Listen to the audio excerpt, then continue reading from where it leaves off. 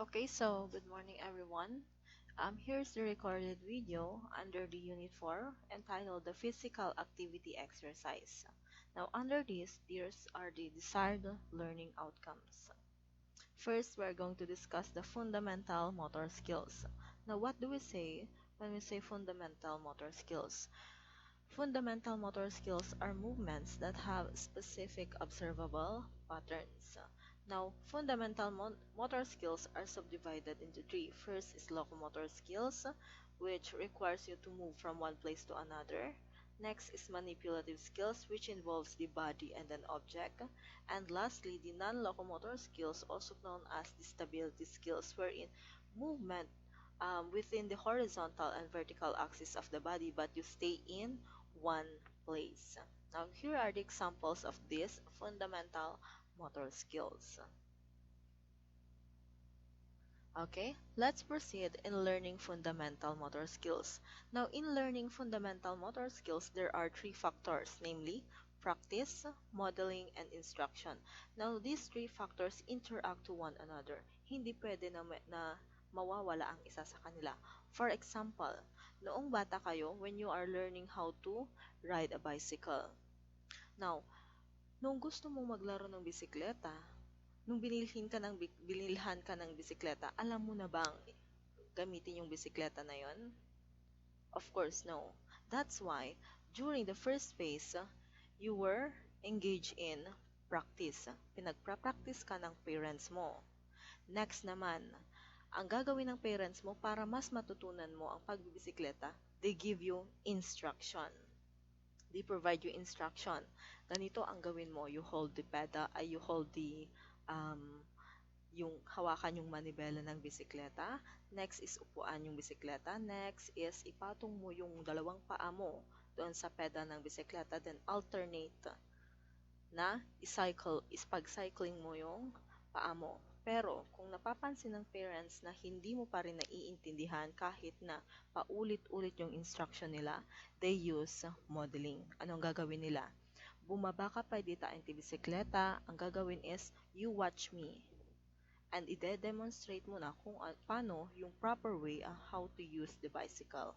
That is modeling. Now again, practice yung continuous na pag-execute ng activity. Instruction naman, ang keyword dyan is giving directions. And lastly, modeling is that you demonstrate actual demonstration. Now, these are the three factors in learning fundamental motor skills. Now, let's proceed to physical activity. Kapag sinabi nating physical activity, these are forms of movement, including activities that involve the large skeletal muscles. Now, ano ba yung mga large skeletal muscles ng ating katawan? Mahahanap yan sa upper limbs, lower limbs, and the core muscles. Now, activities that involve the small skeletal muscles, example, playing board games, drawing, and writing are important, but they do not provide the health benefits of activities that involve the large skeletal muscle and require substantial energy expenditure. Okay, let's have a recap. Ano yung motor movement na ang involved lang ay yung wrist and hand? It starts with letter F. We call it fine motor skills. Now, si fine motor skills, dyan papasok si small skeletal muscles. Bakit? Minimal lang ang exposure and energy expenditure na ginagamit natin under small skeletal muscles. Compare kay large skeletal muscles na kailangan gamitin mo yung entire whole body. Diyan napapasok si gross motor skill. Now, for an activity to be considered or para ang isang bagay or activity is matawag natin physical activity, dapat ano ang involve? The large skeletal muscles. Okay. Let's proceed to physical activity is defined by its number 1, duration, 2, intensity, and 3, frequency. Let's proceed first to duration. Now, duration is the amount of time spent participating in a physical activity session. Now, ibig sabihin ni duration, meron siyang factor ng time. Now, time is used in physical activity. For example, nag-gym ka for 1 hour, nag-jogging ka for 30 minutes, nag-squats ka for 30 seconds, nag-push up ka for 5 hours. That is duration for as long as may factor ng time. Let's proceed to intensity. Now, kapag sinabi naman nating intensity, this is the rate of energy expenditure. Ibig sabihin, anong level ng energy ang kailangan gamitin ng katawan mo? Low level lang ba? Moderate? High? No, kapag sinasabi natin intensity, anong level ng physical activity ba yan? Low intensity lang ba? Yung minimal lang. Example ng mga low intensity physical activity, stretching. Ano pa? Yoga. Next naman, moderate physical activity. And yung pinakamataas, yung high level intensity o yung mga vigorous activities. Nakuha ang intensity? Now let's proceed to frequency. Kapag naman sinasabi nating frequency, this is the number of physical activity sessions during a specific time period. Example, 1 week, okay. Si frequency naman, how frequent, how often na ginagawa mo ang physical activity na yan? Once a week ba? 2 times a day? Once a year? Nag-gym ka once a year? You pupunta ka nagjo-jogging sa oval every Monday, Wednesday, Friday. Yan. Those are the examples of frequency on how often you engage in these activities. Now, it's important to take note that adults should do at least 150 to 300 minutes of moderate intensity aerobic physical activity. Moderate yan. Or at least 75 to 150 minutes of vigorous intensity aerobic throughout the week for a substantial health benefits. Now, for all of us, including you kapag 18 pataas ka na, you are considered as young adult. Now, kailangan daw ng 150 to 300 minutes of moderate intensity activity. Kung hindi naman moderate, at least 75 to 150 vigorous intensity aerobic activity. Next, based on studies under the physical activity research, it has been found that doing household chores can be just as effective as running or working out when it comes to cutting your risk of heart diseases and extending your life. Na kung mapapansin ninyo, medyo busy-busy kayo sa school. Ano na lang yung pinaka-practice ninyo or exercise ninyo? It is walking. Now, how about during weekends? Now, during weekends, it is important to do still physical activity kasi minimal effort lang si walking. Pero, kung you do household chores, kasi ano yung ginagawa natin pagkagising sa umaga? Maglinis sa bahay, maglaba, ano pa? Tumulong sa mga gawaing pambahay. Now, these household chores are considered as exercise. So, hindi mo pala kailangang pumunta sa gym. Hindi mo kailangang ikutin yung oval ng 5 times para lang ma-exercise ang katawan mo. Doing household chores such as cleaning, having laundries, tumulong iti nagtibalay, these are considered as physical activities. Pasok siya as a moderate level intensity physical activity. Now, tapos na tayo kay physical activity. Let's proceed to exercise. Ano naman itong exercise na ito? When we say exercise, this refers to a structured, systematic, and repetitive physical activity aimed at maintaining or improving the different components of physical fitness. Now, exercise is often associated with fitness maintenance or improvement only. Okay. Take note, si exercise, we engage in these activities kasi gusto nating i-improve ang status ng ating katawan or to maintain the current state of our body. Now, bakit tinawag na si exercise ay structured, systematic, and repetitive physical activity? Si exercise kasi, meron siyang structure. Hindi pa iba-iba. Ibig sabihin yan, structured and systematic, meron siyang phase, meron siyang level. You start first with warm up, then exercise proper, and then cool down. And lastly, repetitive physical activity. Ibig sabihin, hindi mako-consider as exercise ang ginagawa mo kung hindi siya ulit-ulit. Hindi siya frequent. Dapat ang exercise is meron siyang periodization. Dapat meron kang time talaga na nag-exercise. Pero kung sinabi mo na nag-exercise ka once a year, that's not considered as exercise. Bakit? Kasi dapat daw repetitive physical activity. Nulit-ulit kasi nga meron siyang structure na fina-follow. Now, there are three types of exercise. Number one is aerobic, two, flexibility, and three is anaerobic. Let's proceed first to aerobic exercise. Now, aerobic exercise is light to vigorous intensity physical activity that requires more oxygen than sedentary behavior and thus promotes cardiovascular fitness and other health benefits.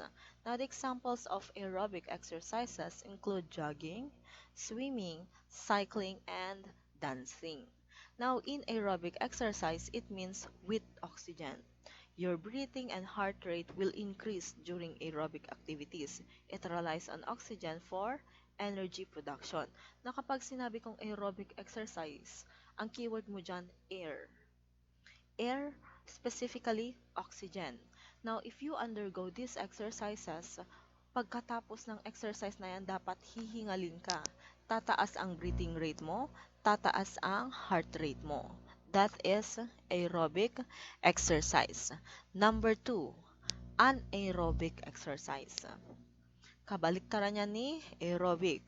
Now, anaerobic exercise is an intense physical activity that is short in duration and requires a breakdown of energy in the absence of sufficient oxygen. Now, the examples of anaerobic exercises include weightlifting, sprinting, and high-intensity interval training. Ano-ano naman ang keyword natin sa anaerobic exercise?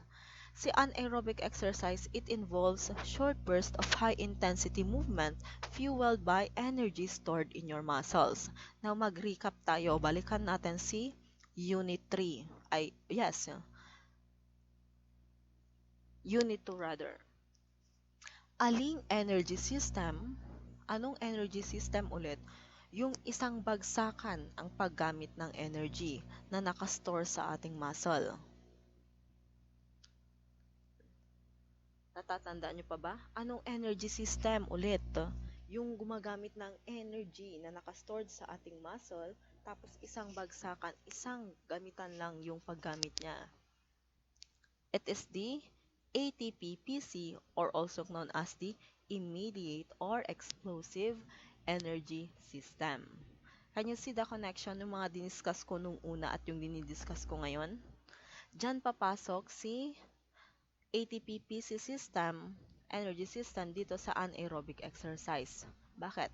Si anaerobic exercise, minsan ang paggamit ng energy na nakastore sa ating muscle.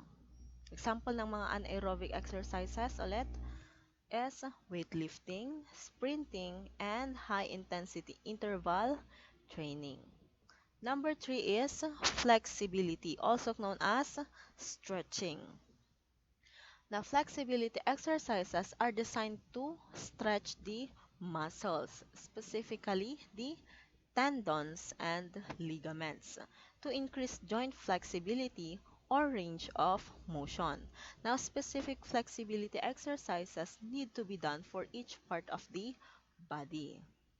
Now, these exercises involve stretching, elongating the muscles, tendons, and ligaments. It also promotes better posture and reduces muscle tension and preventing injuries. Now, what are the examples of these flexibility exercises? Example niyan, yoga, pilates, and static stretching routines. Now, Natatandaan nyo pa si tendons and ligaments? Si tendons is a connection between muscle and a bone, while ligaments is a connection from a bone to bone. Yan. Nakikita nyo ba dito sa picture? Si tendon ang connection ng bone at muscle, while si ligament, connection ng dalawang bones. Now, let's proceed to the phases of exercise. There are 3 phases of exercise. Kaya nga sinabing structured or systematic ang exercise. Number 1 is warm-up. 2, workout phase, and the cool-down. Now, let's proceed to warm-up. Warm-up allows the muscle to gradually adjust to the demands of the activity. Now, bakit importante na mag-warm up tayo? From the word itself, warm up, masapol nga pabaraon tayo di muscle tayo. Kasi mahirap na biglahin yung muscle natin into intense activities. Dapat gradual lang ang pag-increase ng intensity ng activity para hindi nabibigla yung ating muscles. Now, in warming up, it is typically the session of warm-up lasts approximately 5 to 10 minutes, and it is usually manifested by the onset of sweating. Warming up could be either active or passive. Now, ilang minutes ulit? 5 to 10 minutes. Now, ano yung indication na effective na yung warm-up mo if you are already sweating? Okay. Number 2 is the workout phase. Now, this phase involves performing a variety of physical activities and workouts that are designed to challenge and improve the different components of a physical fitness. Now, during the workout phase, ito na yung pinaka-main na gagawin mo. Now, depending on the program, workouts may include weightlifting, cardio exercises, body weight exercises, or a combination of the different modalities. The workout phase is where individuals exert effort and push themselves to achieve progress and enhance their overall fitness levels. Next is, and the last one, is the cool-down phase. Now, the cool-down phase promotes relaxation, aids in recovery, and helps restore the body to its pre-exercise states. Now, it typically involves gentle movements such as walking, light jogging, or static stretching. It provides a smooth and gradual conclusion to the exercise session. Now, during this phase, individuals engage in low-intensity exercises and stretches to help bring their heart rate and breathing back to normal, dissipate and accumulated lactic acid, and prevent severe post-workout muscle soreness. Now, anong napapansin ninyo kapag pagkatapos yung nag-exercise? Ano yung temperature ng katawan mo? Hindi ba mainit? Mataas yung temperature ng katawan mo? Kasi katatapos mo lang sa physical activity or the main workout. Now, ang katawan mo, kailangan niya rin magpahinga. You undergo cool down. Pero ang pagko-cool down, hindi biglaan. Huwag mong bibiglain ang katawan mo. Bakit? Kasi during the activity, pagkatapos ng activity ninyo, aside from mataas or mainit yung katawan, mataas yung body temperature mo kasi nag-engage ka sa physical activity, anong napapansin ninyo sa breathing rate nyo and heart rate ninyo? Mabilis ang pintig ng ating puso. Mabilis din ang breathing rate natin. Mabilis kang hingalin. Now, si cool down is very important para para gradual ang transition niya na pagpahingayin yung katawan mo para bumalik ka sa normal state. Ibabalik niya. Si warm up, i-increase niya yung breathing rate and heart rate mo para ready ka during the main workout. Now, si cool down naman, ibabalik niya sa normal state. Clear ba ang 3 phases of exercise? Okay, so let's proceed to the 9 principles of training. Ano ba itong 9 principles of training? Number 1 is the principle of individualization. which is also known as the individual response. It emphasizes tailoring exercise programs to meet each individual's unique needs, abilities, and goals. It recognizes the importance of personalized approaches based on the factors such as fitness level, age, and lifestyle for maximizing progress and minimizing setbacks. Okay, itong si principle of individualization, ang example niyan, ikaw at ang classmate mo, magkapareho ba kayo ng kalakasan at kahinaan? Or for example, may isa kang classmate, tapos very flexible siya. Kaya niyang mag-bending, kaya niyang mag-split. Paano kung pinarequire ko na lahat kayo sa klase niyo is mag-bending and mag-split? Would that be fair? Of course, no. Kasi merong kagalingan ang ibang tao, at the same time, ikaw meron ka ring kagalingan na hindi pareho sa iba. Hindi kayo pareho ng needs, hindi kayo pareho ng abilities, and hindi kayo pareho ng goals. Now, si principle of individualization, you have to cater kung ano ba talaga yung possible na pwedeng gawin ng isang estudyante or isang tao para ma-meet yung needs niya. Kasi hindi pwede na yung approach mo is para sa lahat. Kailangan mong alamin kung ano yung kahinaan at kalakasan ng isang tao para yung kalakasan niya ma-maintain, while yung kahinaan niya is to improve and change that. That is the principle of individualization. Number two is the principle of specificity. Now, the principle of specificity states that training should be directly matched to the desired outcome. Now, these exercises should be specific to the skills, movements, energy systems, or muscle groups relevant to the desired performance or fitness objective. Na si principle of specificity, kailangan daw kung ano yung target mo, yung activity nga gagawin mo na align doon. For example, ang classmate mo na si Juan ay gusto niyang magpabulk ng kanyang biceps dito sa ating braso. Gusto niyang magpalaki ng kanyang biceps. Now, ang ginagawa naman niya everyday ay nagja-jogging sa oval. Do you think kahit 100 na ikot na siya sa oval, madedevelop ba, magbabalk ba ang kanyang biceps? Yes or no? Of course, no. Kasi yung activity niya is targeted saan? Sa leg muscles, hindi naman sa arm muscles. Si principle of specificity, kung ano yung gusto mong target na baguhin sa katawan mo, yun din ang dapat ang activities na kailangan mong gawin.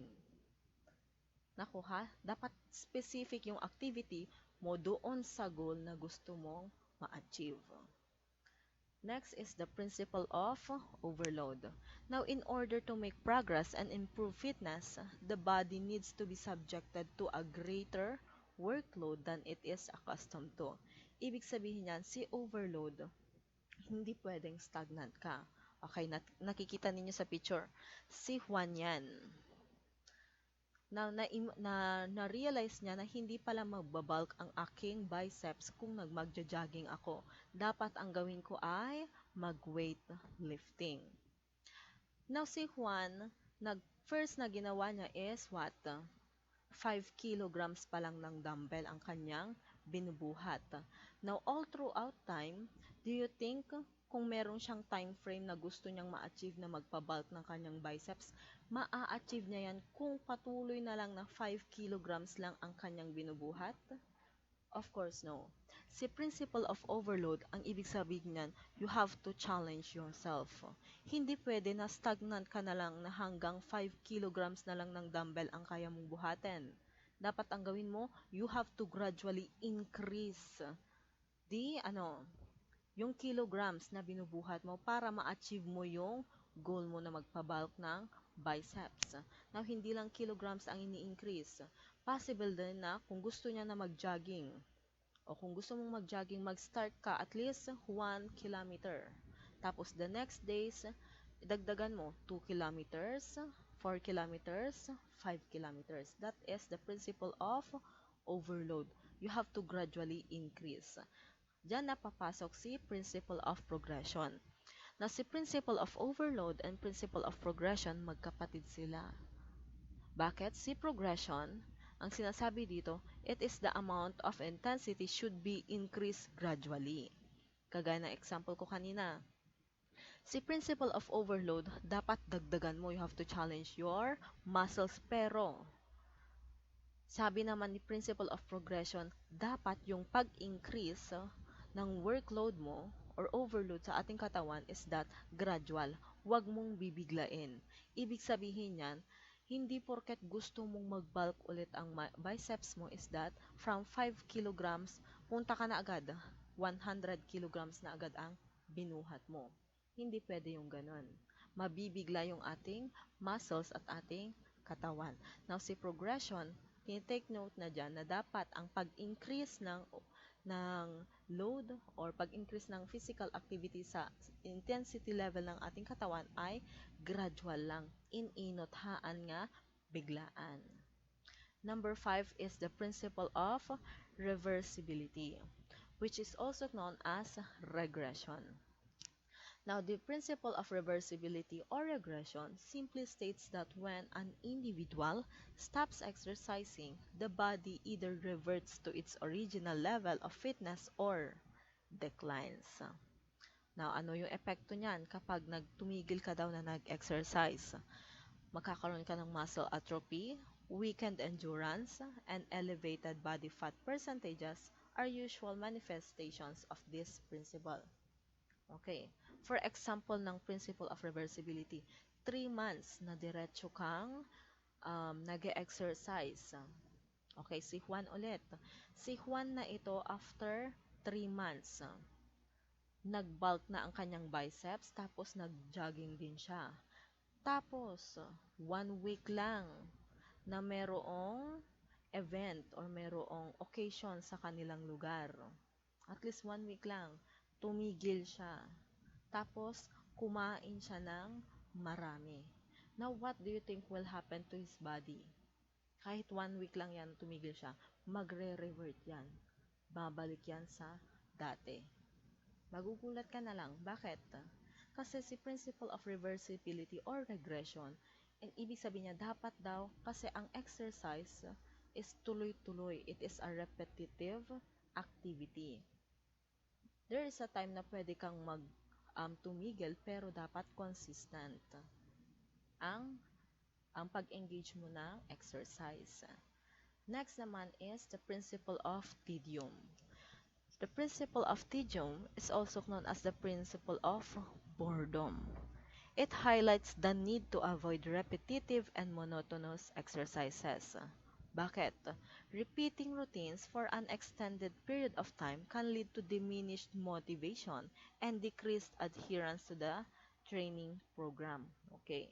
Si principle of tedium daw, kung paulit-ulit, for example, si Juan ulit, kung paulit-ulit na lang na weightlifting ang ginagawa niya within 3 months, mabobore ang kanyang katawan at the same time pati ang kanyang muscles. Now, it is therefore recommended to integrate variation and periodization to exercise regimen in order to keep the workouts engaging, enjoyable, and mentally stimulating. Si principle of tedium kasi sinasabi niya, dapat hindi na kung ano na lang yung activity mo, yan na lang ang paulit-ulit na ginagawa mo every day. Or hindi man every day, during your exercise time. Now, si principle of tedium, kukontrahin niya ni principle of variation. Ano naman itong principle of variation? This principle ensures that the body is continually challenged and adapts to new stimuli, leading to ongoing progress and improvements in fitness. Yan. Ibig sabihin, si variation, kailangan daw mag-engage ka din sa ibang exercise. For example, si Juan, ano yung focus niya? Weightlifting. Hindi pwede na weightlifting na lang ang ginagawa niya all throughout. Dapat dagdagan niya rin ng ibang form of exercise. Ano yung ibang types ng exercise? The aerobic, anaerobic, and the flexibility or stretching. Dagdagan mo din. Gumawa ka rin ng ibang forms of exercises.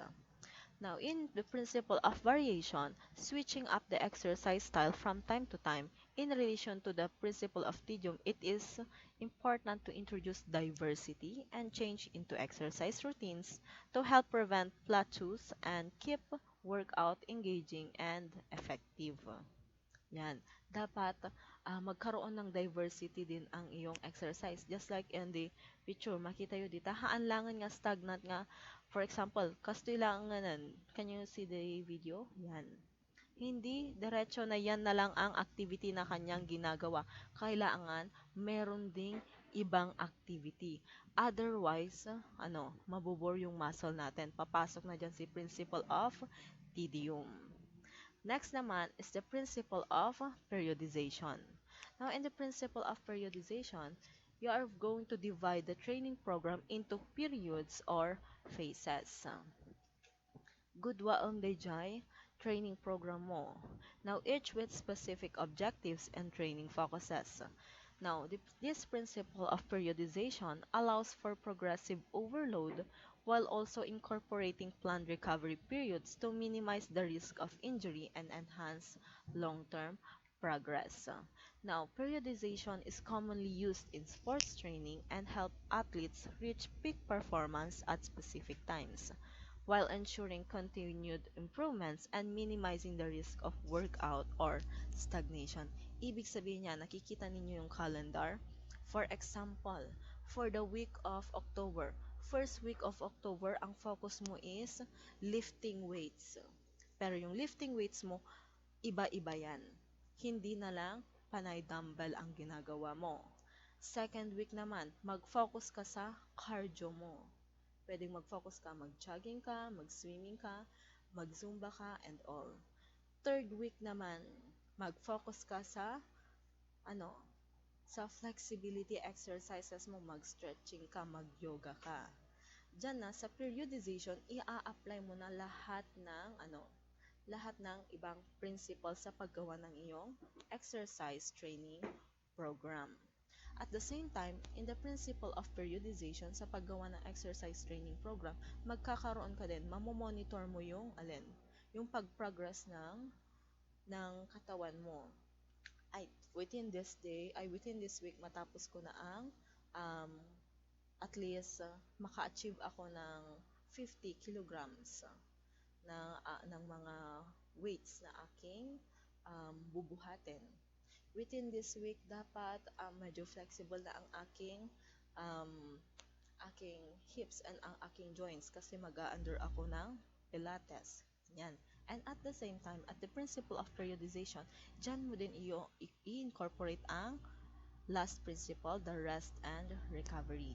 The principle of rest and recovery emphasizes the importance of allowing adequate time for the body to recuperate and repair itself following intense exercise. Kagaya ng exercise phase, meron tayong tinatawag na cool down. At ganyan din sa exercise training program. Kailangan natin ng mag-rest and recovery. Bakit? Kasi the more na ine-exert natin ang katawan natin within a long period of time, nai-stress ang ating muscle. Pero, anong mangyayari kung ma-overstress ang ating muscle, ang ating katawan? Anong mangyayari? Ma-over-fatigue. Naatatandaan nyo ba yung na-news noon na merong isang muscle builder? Lalaki siya. Sumasali siya sa competitions. Now, gym siya ng gym, diretso. Until such time, nirecommend ng doktor na tanggalin ang kanyang buong braso. Anong nangyari doon? Na over-exertion of the muscles. Bakit? It is important na to know that lahat ng sobra ay masama. Just like any other things, pati nga gamit natin, kapag sobrang nagagamit is umiinit or nasisira, how much more sa ating katawan? You have to take time to you have to allow yourself to rest and recover also from the strenuous activities. Now, this principle, the rest and recovery periods, are essential for optimizing performance. Aside from that, it prevents overtraining and it reduces the risk of injury. Kailangan mo ding pagpapahingain ang ating katawan, pero take note, Hindi ibig sabihin yan na pangmatagalan ang rest and recovery mo. Baka naman, 1 week, okay, 1 week na diretso kang nag-gym, nag-exercise ka, undergo ng exercise training program. Tapos, ang rest and recovery mo 1 year, hindi pwede ang ganon. Diyan napapasok si principle of reversibility. Babalik ka sa original state ng iyong katawan at the same time, meron ding setbacks. Okay. Clear na ba ang 9 principles of training? Okay. Let's proceed to the FITT formula. Are you familiar with this? Okay. Let's proceed to the FIT formula. Number 1 is letter F, which stands for frequency. Kapag ulit frequency, it refers to how often you engage in physical activity. Next naman, intensity. It relates to the level of effort exerted during the exercise. Ano ulit yung intensity? Low intensity, moderate, and high or vigorous intensity. Next naman is time. Time refers to the duration of each workout session. And lastly is type. Type indicates the specific exercises or activities performed. Now, this FITT formula or the FIT formula provides a flexible and adaptable approach to designing exercise programs that ensures optimal results and progress over time. Now, let's proceed to PAR-Q. Ano ba itong PAR-Q? Before engaging in exercise program, kailangan magkaroon kayo ng PAR-Q. Ano ba itong PAR-Q na ito? The PAR-Q is a simple self-screening tool used by fitness trainers and coaches to determine the safety or possible risk of exercising based on your health history, current symptoms, and risk factors. Now, it can also help a personal trainer create an ideal exercise prescription for a client. Ano ba itong PAR-Q? Ito yung ginagamit ng mga trainers, ng mga coaches before nila i-engage ang isang tao to undergo an exercise training program. Now, this PAR-Q is a self-screening tool. Ibig sabihin, ikaw mismo ang sasagot sa PAR-Q questions. Now, in answering the PAR-Q, dapat honest ka. Wala kang itatago. Otherwise, kapag nag-undergo ka sa training tapos meron ka palang asthma, meron ka palang tinatagong sakit, sino ang magiging at risk? Ikaw. At the same time, liable yung trainer mo or yung coach mo. Now, who should take the PAR-Q? Sino-sino ba dapat ang kumuha ng PAR-Q na ito? Anyone can take the PAR-Q. Let's proceed. What are the PAR-Q questions? Ano ba yung mga questions? Kasi under the PAR-Q. Now, the PAR-Q contains only seven questions answerable by yes or no. Kaya mabilisan lang. Pero, before answer, baka gusto mo sigurong matapos na yung PAR-Q, isinagot mo no lahat. Hindi pwede ang ganon. You have to understand the questions first. Number 1, has your doctor ever said that you have a heart condition and that you should only do physical activity recommended by a doctor? 2, do you feel pain in your chest when you do physical activity? 3, in the past month, have you had a chest pain when you were not doing physical activity? 4, do you lose your balance because of dizziness or do you ever lose consciousness?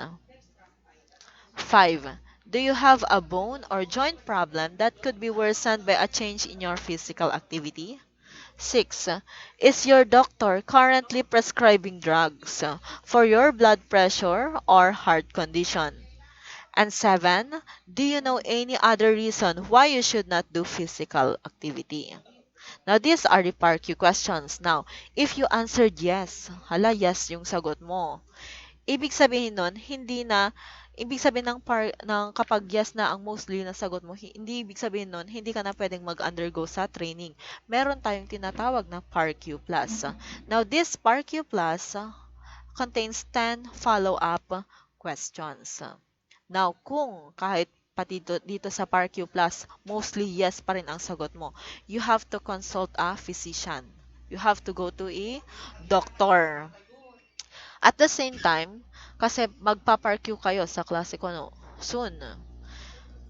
Kapag mostly yes pa rin ang sagot sa PARQ Plus, I will require you to give me a medical clearance or medical certificate. Now, when do we delay an exercise program? Kapag kailan ba natin ide-delay ang exercise program? If you are not feeling well because of a temporary illness such as cold or a fever, and you wait until you feel better before exercising. And if you are or maybe pregnant, talk to your doctor before you start becoming more active. Ibig sabihin yan, pwedeng i-delay naman ang exercise training program kapag may sakit ka or buntis ka. Now, if you answered no to all the PARQ questions, you can be reasonably sure that you can exercise safely and have a low risk of having any medical complications from exercise. Now, it is still important to start slowly and increase gradually. It may also be helpful to have fitness assessment with a personal trainer or coach in order to determine where, where to begin. Ibig sabihin yan, kapag no naman ang mostly na sagot mo sa PARQ, you are ready to go. Pero take note, hindi ko i-consider na no ang sagot mo kapag diretso nga no tiing kabilmon. Ibig sabihin nun, baka kaya't mo lang sigurong ag-activity ka, ag-perform ka, no tin answer mon. Hindi pwede ang ganon.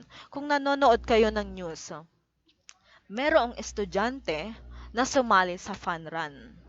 Now, this fun run, during the fun run, hinimatay siya sa gilid ng daan.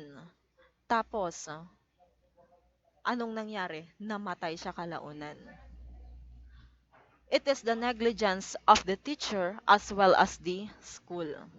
Kasi before, dapat na mag-engage sa physical activity, especially yung mga vigorous intensity, ang level ng mga estudyante, kailangan mo i-assess muna sila. I-assess mo kung if they are capable in doing these activities or not. Otherwise, kaya nga sinasabi ko, if you are going to take the PARQ, you have to be honest. You have to be honest to yourself and to your teacher. Dapat sabihin mo lahat kung meron kang medical condition. Kasi otherwise, hindi ko i-allow na you undergo these physical activities. Now, will there be any other questions? May questions ba? Okay. Now, here are the activities to be placed in your notebook. Number one is devise an exercise plan applying the different principles discussed.